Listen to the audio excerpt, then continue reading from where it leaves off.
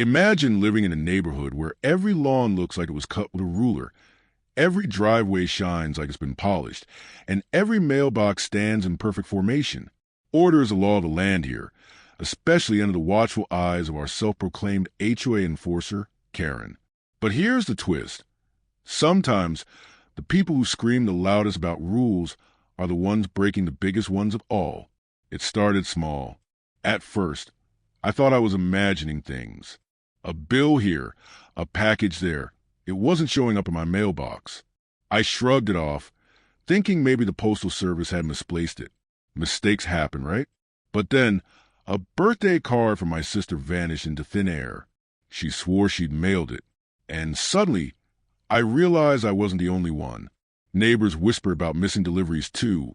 Bank statements, packages, care boxes, gone without a trace. At first, it was just gossip.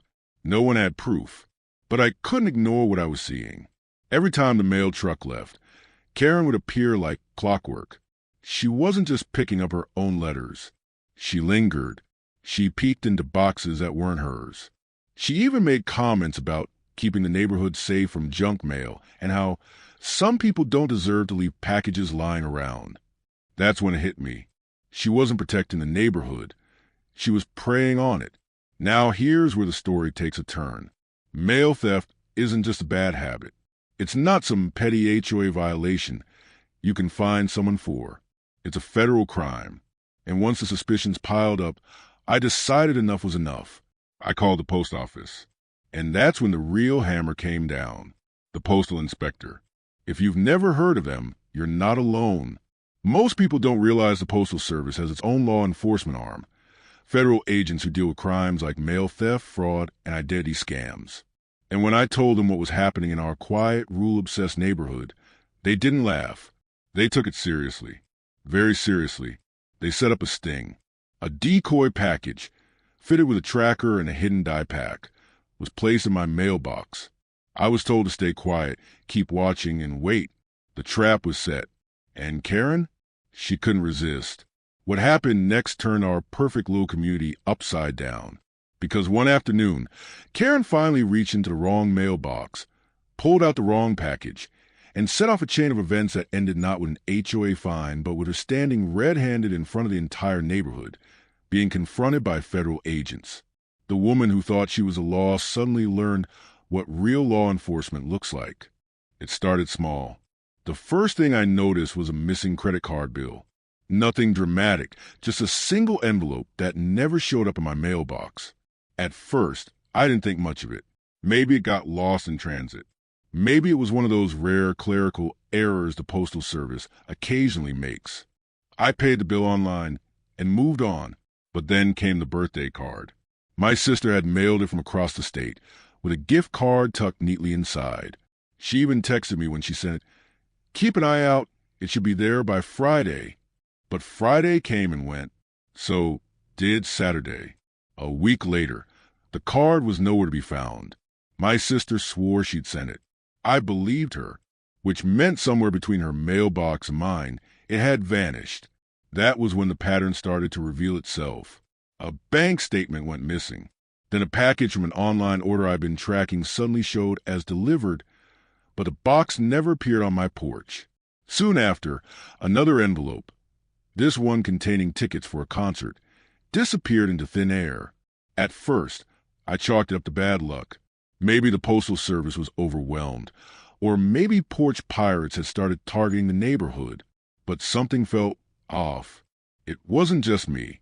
During one of my evening walks, I overheard Mrs. Green, the same neighbor who always gossiped about everyone's business, complaining on the phone. Yes, another bill's gone missing. I don't know what's going on, but it's becoming a problem. Later, Mr. Lane grumbled while collecting his recycling bins. Ordered a new set of tools last week. Tracking says delivered, but I'll be damned if they ever showed up. Even the Johnson kids mentioned their grandmother's care package never arrived. The whole street seemed to be dealing with the same strange problem, missing mail. But here's the thing about our neighborhood. We're conditioned not to jump conclusions. The HOA has trained us to think in terms of mix-ups, clerical errors, simple misunderstandings. No one wants to be the one who points fingers. So, while whispers circulated, no one had any proof. Still, I couldn't shake the feeling something was wrong. One morning, I got up earlier than usual and stood at my window with a cup of coffee, watching the row of mailboxes down the street. The mail carrier, a friendly man named Tony, pulled up at 9 a.m. sharp, just as he always did. He filled each box, waved at me when he saw me watching, and drove away. 10 minutes later, I noticed movement. It wasn't unusual to see neighbors checking their mail right after delivery. But what caught my eye was Karen. Karen, the self-proclaimed queen of the HOA, the woman who had once fined a neighbor for leaving a basketball hoop in their driveway overnight, the one who had argued about the aesthetic inconsistency of someone's garden gnome, the one who believed she'd been divinely appointed to enforce the most trivial of rules. She wasn't just collecting her own mail. She lingered. She bent slightly, glanced around, then fiddled with the mailbox next to hers. At the time, I thought maybe she was just being nosy, maybe pretending to tidy something up. But my gut told me otherwise. The next day, I tried again. I watched from behind my blinds as Tony came and went. 10 minutes later, Karen appeared once more. Same pattern. Checker box, linger, glance, fiddle. A seed of suspicion planted itself firmly in my mind. By the end of the week, I started experimenting. I purposely ordered a small package, something unimportant, just a set of cheap phone chargers. The tracking said it arrived. But when I went out to grab it, the mailbox was empty. That night, I lay in bed replaying the events. The missing letters, the vanished packages, the whispers from neighbors, and then Karen, always near the mailboxes, always lingering just a little too long. The pieces fit together uncomfortably well. Could Karen, the woman who obsessed over weeds and trash bins, really be stealing mail? It sounded ridiculous. But then again, what better disguise than to be the person everyone thinks is enforcing order? Who would suspect the enforcer of being the thief? I didn't have proof. Not yet. But the more I thought about it, the more convinced I became.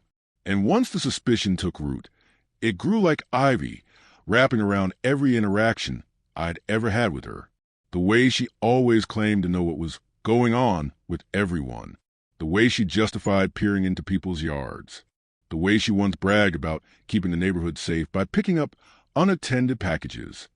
That was when it clicked. She wasn't protecting the neighborhood. She was watching it, watching for opportunities, watching for things to take. I started talking to neighbors, carefully, not wanting to sound paranoid. Hey, you missing mail too? I'd ask casually. More often than not, the answer was yes. Bills, a package, even a birthday card. They'd say, shaking their heads. We were all dealing with it. And the only common factor? The mailboxes. I began to feel restless, frustrated, even a little angry. Losing a bill was one thing. Losing a sister's birthday card was another. But stealing mail, if that's what was happening, wasn't just petty. It was a federal crime. And for as long as I had lived in the neighborhood, Karen had been a permanent fixture of our daily lives. The human embodiment of the HOA handbook. She was the type of neighbor who treated every lawn, every driveway, and every trash bin as her personal responsibility. To her, order wasn't just a preference. It was a crusade. So when the missing mail became a common complaint, Karen was the first to offer her unsolicited wisdom. It's no wonder things go missing. She scoffed one morning during a neighborhood gathering. Have you seen the state of some people's mailboxes? Rusted, messy, packages stacked halfway out. It looks like chaos. She said the word chaos like it was a disease. And, as usual, she said it loud enough for everyone within 20 feet to hear. Her favorite target seemed to be the Johnson family. They had 3 kids, and between school supplies, toys, and grandma's frequent care packages, their mailbox was often full. Sometimes a small box or a padded envelope would sit at the base of the post until they got home from work. To Karen, this was an atrocity. I've told them, she would mutter, hands on hips as she glared at their mailbox. Leaving mail like that is practically inviting theft. Someone should do something about it. At the time, no one questioned what she meant by someone should do something. Most neighbors had learned it was easier to nod and keep walking than to challenge her directly. But then her commentary grew more pointed. Messy mailboxes lower the entire neighborhood's image. She complained to me one afternoon, standing squarely in front of mine while I tried to unlock it. The HOA handbook is very clear about exterior standards. If people can't manage their mail properly, maybe it shouldn't be their responsibility. I froze at that. The way she said it, maybe it shouldn't be their responsibility, sent a chill down my spine. She wasn't just talking about appearances. She was talking about control. From then on, I started noticing how often she loitered near the mailboxes. Every day, she seemed to find an excuse. Sometimes she'd be walking her dog, though the dog was nowhere to be seen. Other times she carried her phone, snapping pictures of the row of boxes as though documenting evidence for a trial. Once, I saw her with rubber gloves, tugging at the edges of a box as if she were checking for safety. It all looked innocent enough at first glance. But when I pieced it together with the missing envelopes, the empty packages, and her constant commentary about unapproved mail clutter, the picture became darker. It wasn't that she hated messy mailboxes. It was that she had found a convenient excuse to snoop. I remember a conversation with Mrs. Green just a week earlier. Karen told me my package looked suspicious, she said, rolling her eyes. Suspicious? It was my vitamins. She said she thought it was junk and nearly removed it from me. Another neighbor, Mr. Lane, echoed the sentiment. She told me she saw an envelope sticking out my box and almost took it for safekeeping. Can you believe that? Each story followed the same pattern. Karen noticed, Karen complained, and Karen nearly took matters into her own hands. The more I thought about it, the more obvious it seemed. The mail wasn't disappearing because of porch pirates or postal mistakes. It was disappearing because Karen believed she was entitled to decide what belonged and what didn't, and she disguised it with language that made her sound righteous. It's about protecting the community. I'm keeping the neighborhood safe from junk. People need to take more responsibility, or someone else has to. The neighbors rolled their eyes, but no one pushed back. After all, confronting Karen often turned into a public spectacle, and most people valued their peace too much to spark her fury. But I couldn't let it go, not when I saw her pattern so clearly. One morning, I left for work later than usual and spotted her again at the mailbox row. She was hunched low, her visor shading her eyes, as she reached into a box that wasn't hers. She yanked her hand out quickly when she noticed me watching, clutching a crumpled flyer. "Just tidying up," she said, forcing a smile. You know how people leave junk mail everywhere. But the way she stuffed the flyer into her purse told another story. That was the moment I truly connected the dots. She wasn't just a nosy neighbor with too much time on her hands. She wasn't just someone obsessed with appearances. Karen was stealing, and not just stealing. She was justified to herself. In her mind, every package she took, every letter she pocketed, every envelope she intercepted wasn't theft. It was enforcement. She was protecting the neighborhood from mess, from clutter, from whatever excuse she needed to wrap around her guilty hands. But here's the problem with self-appointed enforcers. Once they believe they're above the rules, there's nothing they won't do.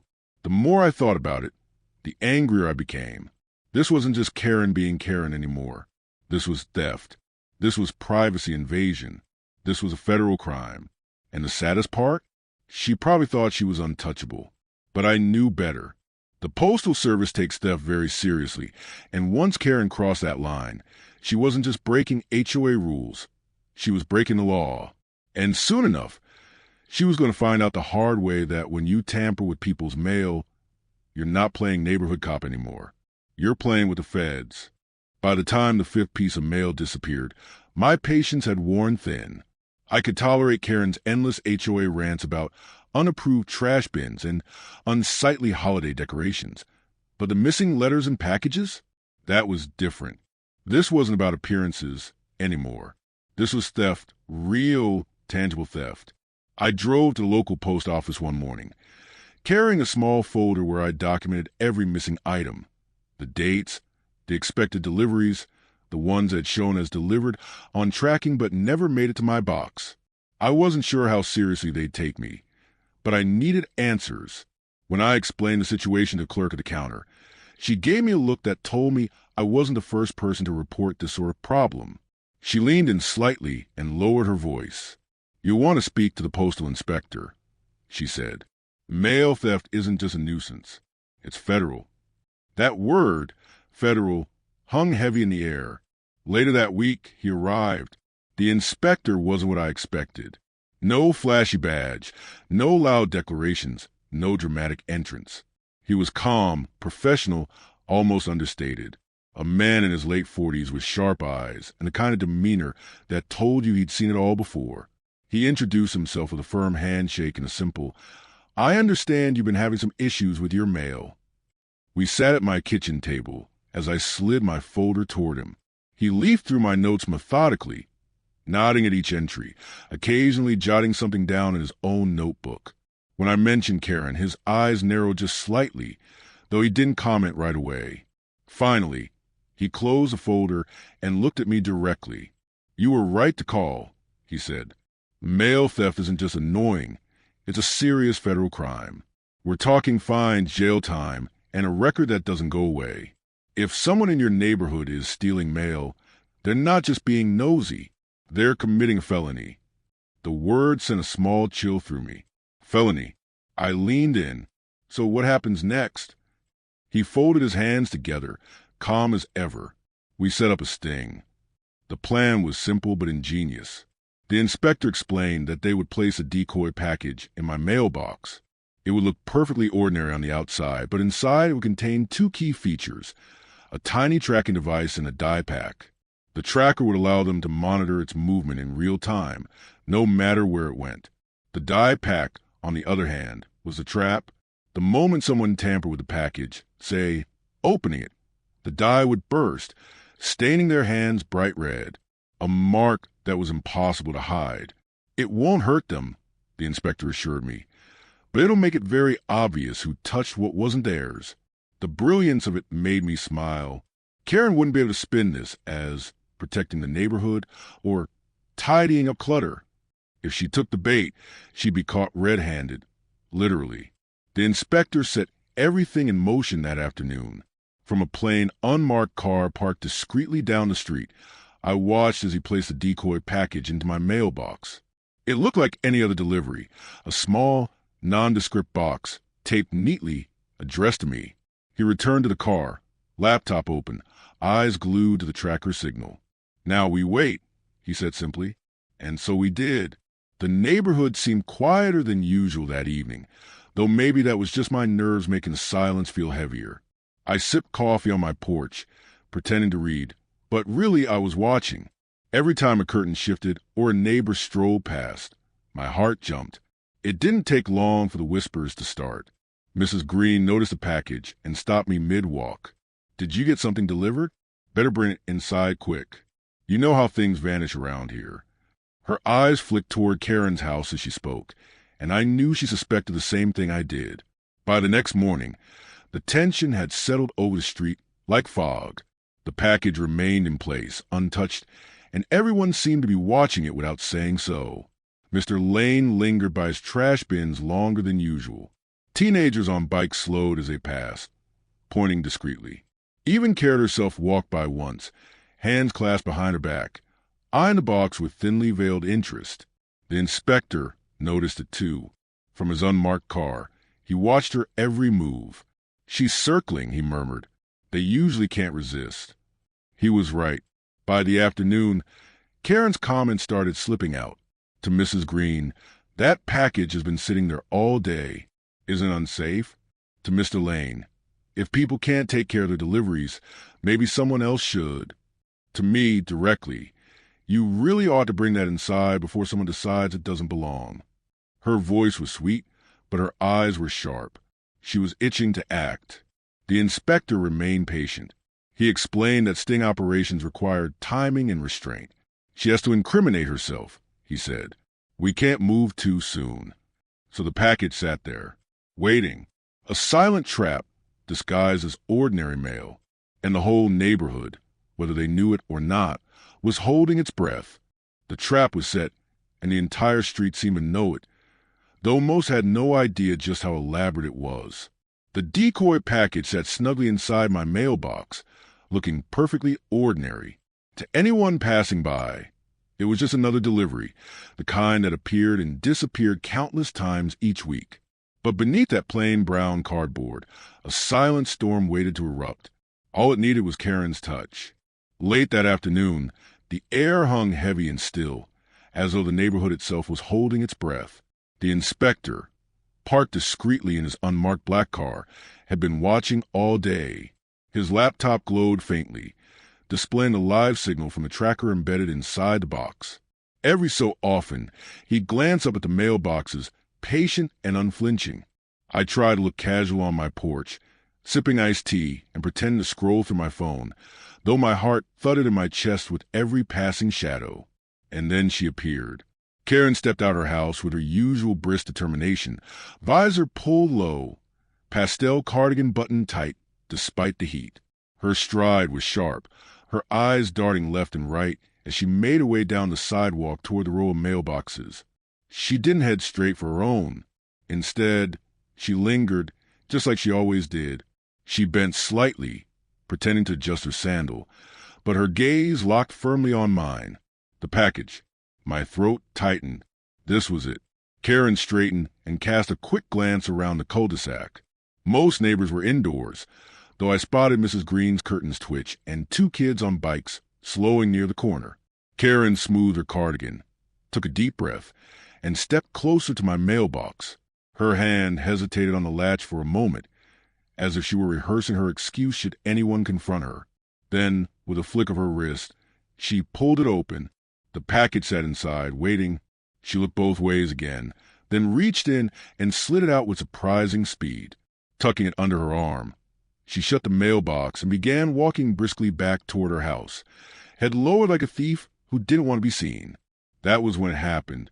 The package hissed faintly, then pop. A small controlled burst erupted from within, releasing a brilliant cloud of red dye that sprayed across Karen's hands and wrists. She shrieked, stumbling backward, dropping the box in shock. Her fingers were stained crimson, the color seeping deep into the creases of her skin. No amount of scrubbing would remove it any time soon. The neighborhood came alive in gasps. Curtains flew open. Doors creaked. Mrs. Green let out a dramatic, "Oh, my heavens!" The kids on their bikes laughed and shouted, "She's busted! Look at her hands!" Karen panicked, shaking her arms as if she could fling the color away, but it clung stubbornly, marking her unmistakably guilty. She turned in frantic circles, muttering excuses no one could understand, when the inspector's car door slammed. Out stepped the Postal Inspector, calm as ever but now flanked by 2 uniformed officers. Their presence was commanding, their voices firm. "Ma'am," the inspector called out, striding toward her. "Step away from the package." Karen froze, eyes wide with terror. "What? No, this is what it looks like. I was just cleaning up. It was clutter in the mailbox." "Tamper with the mail is a federal offense," the inspector said evenly, his tone leaving no room for argument. "You've just been caught in the act." The officers closed in, one gently guiding her away from the dropped package, the other slipping on gloves to secure it safely. Karen sputtered, her voice rising in a desperate pitch. "No, you don't understand. I was protecting the neighborhood. People leave unsafe things in their boxes all the time. I was doing my duty." The inspector's gaze was steady, almost pitying. "Your duty just earned you a federal charge. Mail theft is not an HOA matter. It's a crime punishable by law." The neighbors were pouring out now, forming a loose circle around the spectacle. Some whispered furiously. Others filmed openly with their phones. Mrs. Green clutched her poodle, eyes wide, as she whispered to anyone who'd listen, "I knew it. I always said she was up to no good." Mr. Lane shook his head in disbelief. All that talk about community standards, and this is what she was doing behind our backs. Karen's face burned red, not just from the dye, but from the humiliation. Her hands, stained like evidence, trembled as she tried one last desperate plea. "This isn't fair. I was enforcing the rules." The HOA gives me authority. The HOA doesn't override federal law. The inspector cut in sharply. And the rules don't grant you permission to steal your neighbor's property. The finality in his words silenced even her. The officers gently but firmly escorted her toward the inspector's vehicle. She looked small, diminished, no longer the towering figure who had once lorded over every fence height and garbage emplacement. The bolt of self-righteous power she always carried was gone, replaced by the weight of real authority. Law enforcement that didn't bend to her whims. The red stains on her hands glistened under the fading sunlight, a damning mark for everyone to see. Neighbors exchanged looks of satisfaction, disbelief, and even quiet relief. For years, Karen had bullied them with rules and fines. Now, she was being held accountable for something far more serious. As the inspector turned back to the crowd, he raised his voice. "Ladies and gentlemen, thank you for your patience. This matter is under federal investigation. Please return to your homes." But no one budged right away. They lingered, whispering, shaking their heads. The legend of Karen's downfall was already being written in their eyes. And I, watching from my porch, felt the heavy irony settle in. Karen thought she was cleaning up the neighborhood, ridding us of so-called clutter. Instead, she had revealed herself as the biggest mess of all, caught red-handed, and now branded for forever. By the time the dye had dried on Karen's hands, the damage was irreversible. She wasn't just a neighborhood nuisance anymore. She was a criminal facing federal charges. The Postal Inspector made it clear to everyone standing in that cul-de-sac that this wasn't some HOA issue to be handled with a fine or a slap on the wrist. This was mail theft, a felony, the kind of crime that came with heavy penalties. Prison time, fines that would cripple most people, and a permanent stain on her record. The news spread like wildfire. By the following morning, every neighbor who hadn't been there in person had heard the story in detail, some of it exaggerated, most of it true. Kids who saw it unfold were already telling their friends at school. Karen got busted by the feds. Adults whispered about it over fences, during dog walks, and at the grocery store. By that evening, someone had already made a meme in the local Facebook group. A photo of a mailbox with the caption, "Karen, keep your hands off." The once powerful HOA enforcer had become a punchline, but Karen's humiliation was only just beginning. The HOA board, which had long tolerated and even quietly benefited from her zeal, scrambled to cut ties immediately. Within 24 hours, an email hit every resident's inbox, written in stiff, formal language. The Homeowners Association does not condone, support, or participate in the unauthorized handling of resident mail. The actions taken by the individual involved in a recent incident were entirely personal and not in any way connected to HOA policies or enforcement. The HOA board was not aware of these actions and distances itself fully from this behavior. In other words, Karen's on her own. It was almost comical, given how often the board had leaned on Karen as their boots on the ground. For years, they had turned a blind eye to her power trips because she saved them the hassle of enforcing the small stuff. She was their attack dog. But now, the dog had bitten off more than it could chew, and they were happy to pretend they'd never encouraged her in the first place. The neighborhood itself was divided between shock and satisfaction. Some residents were embarrassed. "This makes us all look bad," muttered Mr. Lane, once one of her closest allies in enforcing HOA rules. First the Jeep incident down the street, and now this. People are going to think this whole neighborhood's unhinged.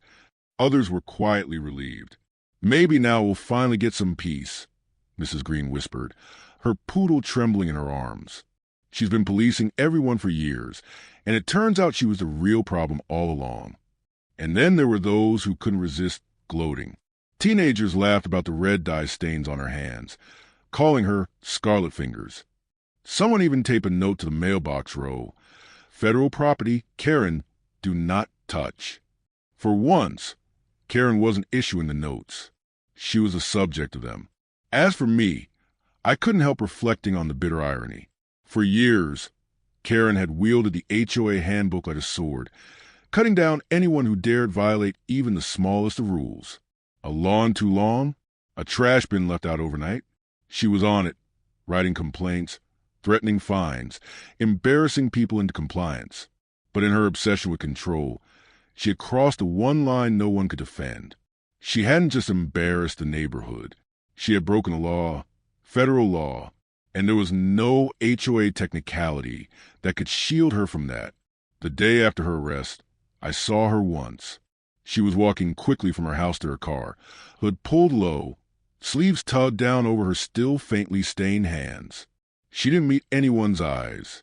For a woman who once strutted around like a sheriff, clipboard in hand, she now moved like a fugitive in her own neighborhood. And that was the final irony. She had always preached that she was protecting the community, keeping things in order, making sure people respected the rules. But in reality, she had been violating one of the most sacred rules of all, the privacy and sanctity of a male.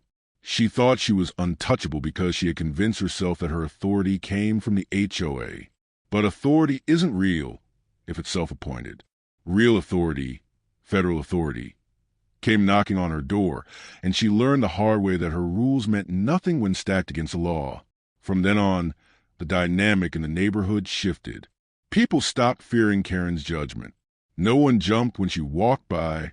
No one scrambled to mow their lawn a second time that week just to avoid a complaint. She was no longer the enforcer. She was the example. The cautionary tale told in hushed voices over backyard barbecues. Remember when Karen stole the mail? Remember when the Postal Inspector caught her? The HOA handbook still existed, of course. Rules were still rules. But without Karen to weaponize them, they felt less suffocating, more like guidelines and punishments waiting to happen. The neighborhood breathed easier. As for Karen, she kept a low profile. The once daily patrols of the street stopped entirely. The only time she was seen was when she absolutely had to leave the house. Grocery runs, doctor's appointments, quick errands. She avoided conversations, avoided eye contact, avoided everything. The woman who once made herself the center of attention had become a ghost in her own kingdom. And for me, every time I checked my mailbox, I couldn't help but smirk at the memory of that afternoon. Karen thought she was above the law, that her mission to enforce petty standards gave her more power than anyone else. Instead, she ended up exposed, humiliated, and charged for a crime far greater than any unapproved package she once whined about. For once, the neighborhood didn't need Karen's rules. It had justice. And this time, it was the kind that came not in the form of HOA fines, but in the form of federal law.